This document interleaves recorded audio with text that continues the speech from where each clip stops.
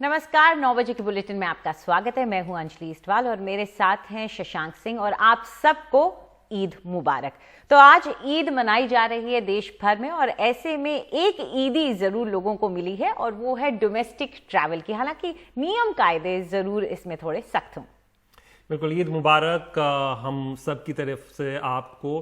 जो भी इस त्यौहार को फिलहाल मना रहे हैं पूरे देश भर में सभी को इसकी मुबारकबाद। लेकिन आज अगर हम खबर पर नजर डालें तो कोरोना वायरस के चलते करीब 2 महीना बीत गया है जब से डोमेस्टिक फ्लाइट्स नहीं चल रही हैं, अंतर्राष्ट्रीय फ्लाइट्स भी बंद थी। लेकिन आज 62 दिन बाद डोमेस्टिक फ्लाइट्स शुरू हो रही हैं नए नियमों के साथ। थोड़ा जल्दी आपको पहुंचना होगा। ये अलग अलग जगहों से हम आपको तस्वीरें दिखा रहे हैं। दिल्ली, चेन्नई, गुवाहाटी, रायपुर, लखनऊ और मुंबई, पटना, पुणे।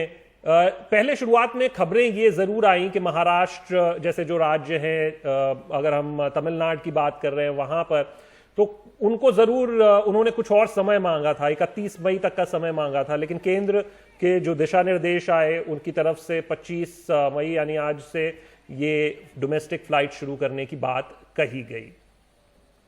तो आइए एक बार सुनते हैं कि मुंबई में जो यात्री हैं, जो विमान की सेवा को लेने के लिए वहां पर पहुंचे, वो क्या कह रहे हैं।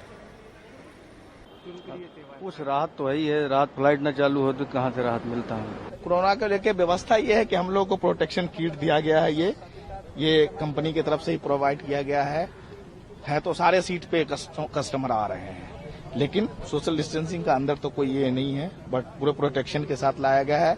नो कोई फूडिंग का व्यवस्था है।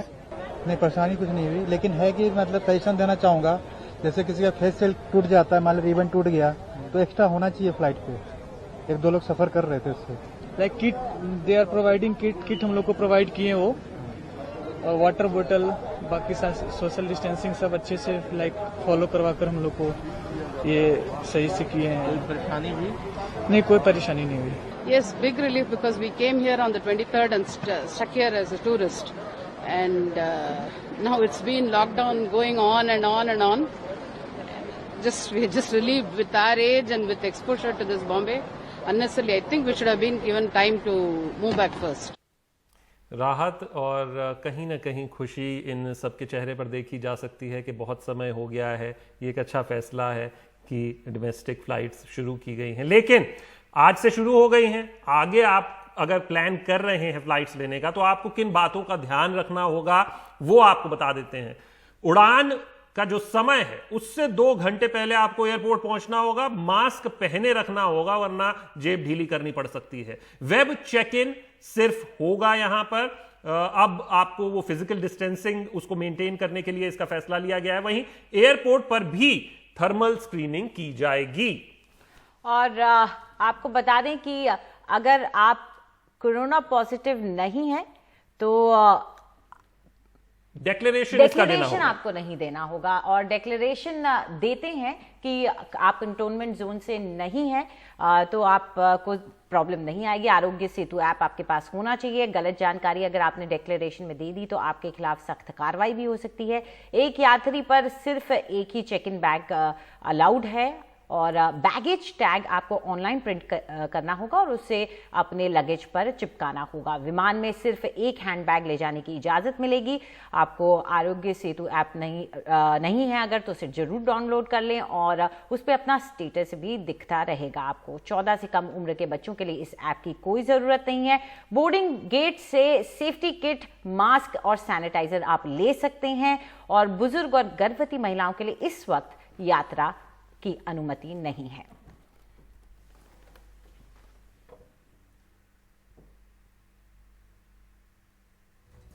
और आपको बता दें कि अगर आप विमान के अंदर जब जाते हैं तो क्या करना होगा। पहली बात, शौचालय का कम से कम इस्तेमाल करें। शौचालय के पास लाइन लगाने की सख्त मनाही है और विमान में खाना नहीं खाने दिया जाएगा क्योंकि आप अपना मास्क नहीं हटा सकते हैं। यात्री अपना खाना ले जा सकते हैं, विमान में अंदर से खाना नहीं दिया जाएगा और हर सीट पर एक पानी की बोतल होगी। न्यूज़पेपर, मैगजीन ये अब आपको विमान में नहीं मिलेगा। और अगर आप खाना ले जाते हैं तो वो ड्राई फूड होना जरूरी है।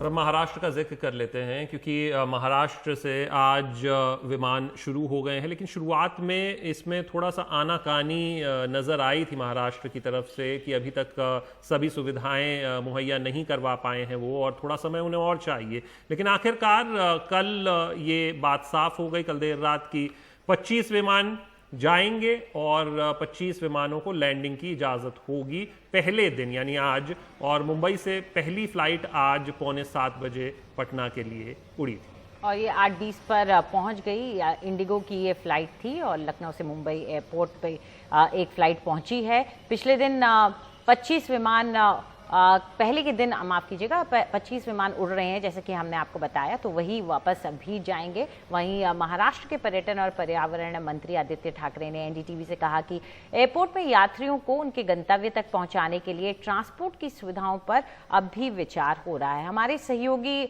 सोहित मिश्रा आज सुबह से ही एयरपोर्ट पर मौजूद है मुंबई के, और लोगों से भी बात कर रहे हैं, वहां का जायजा उन्होंने लिया है, देखिए।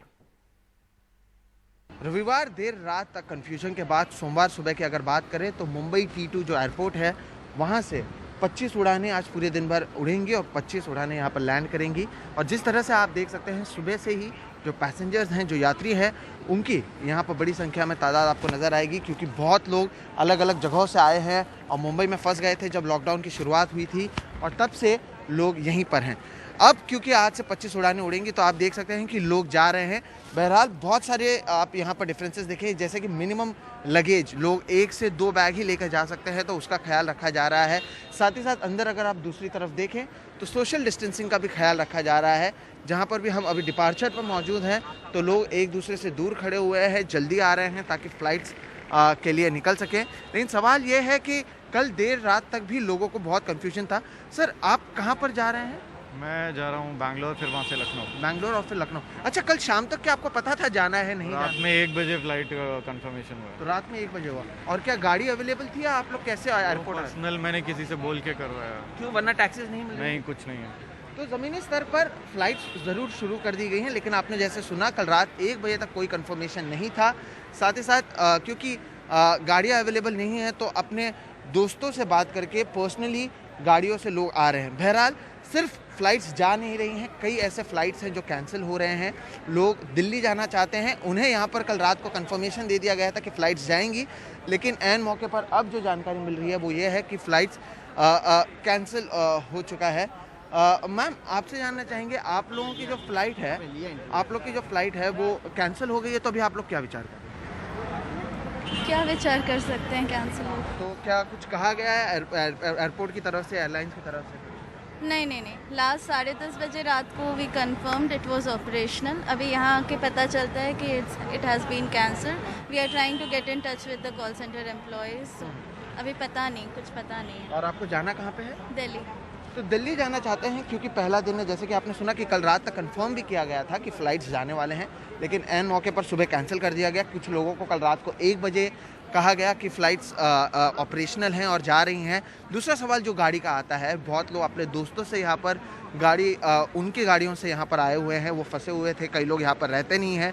यही सवाल तब भी उठेगा जब लोग दूसरे जगहों से आएंगे और मुंबई में लैंड करेंगे, तो क्या यहाँ पर उनके लिए कोई गाड़ी या टैक्सीज़ की व्यवस्था है, या फिर उन्हें भी इसी तरह से अपने किसी रिश्तेदार या किसी पर्सनल व्हीकल बुलाकर जाना पड़ेगा।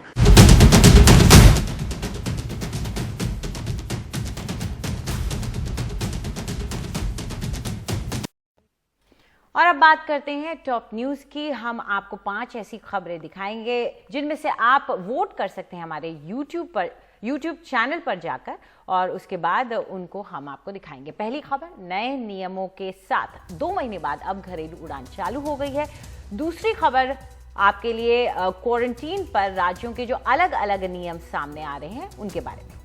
तीसरी खबर, उत्तर प्रदेश से चेहरा नहीं ढका तो 100 से 500 रुपए तक का होगा जुर्माना। चौथी खबर, आग बरसाता आसमान, लू की चपेट में 70% भारत, टेम्परेचर 45 से 47 डिग्री पहुंच रहा है। और अंतिम खबर है, सोशल डिस्टेंसिंग के साथ आज मनाई जा रही है ईद। आप इन 5 खबरों पर हमारे एनडीटीवी इंडिया के यूट्यूब चैनल पर जाकर पोल का हिस्सा हो सकते हैं, अपनी राय हम तक पहुंचा सकते हैं। उस खबर को हम विस्तार से दिखाएंगे अपने टेलीविजन पर। और जाने से पहले आपको एक बार फिर से ईद मुबारक।